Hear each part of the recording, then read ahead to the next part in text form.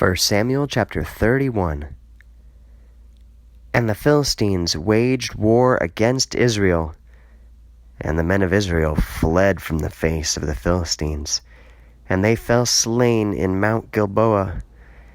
And the Philistines joined up against Saul and his sons.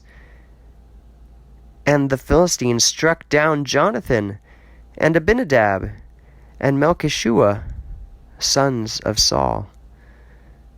And the battle weighs down against Saul, and the shooters find him, men bowmen, and he was wounded in the spleen. And Saul said to the one carrying his weapons, "Unsheath your broadsword, and pierce me with it, lest these uncircumcised should come and should pierce me, and should mock against me." But the one carrying his weapons did not want to, for he feared exceedingly. And Saul took his broadsword and fell upon it. And the one carrying his weapons beheld that Saul died, and fell also himself upon his broadsword, and died with him.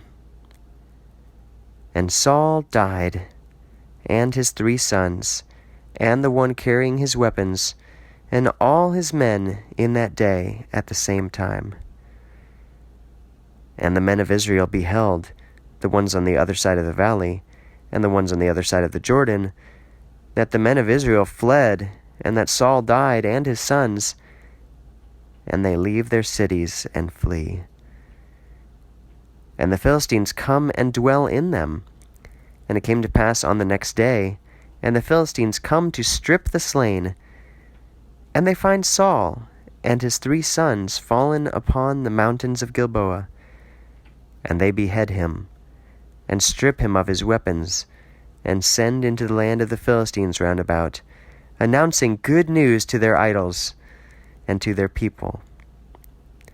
And they presented his weapons in the Astartion, and his body they fastened down on the wall in Bethshan.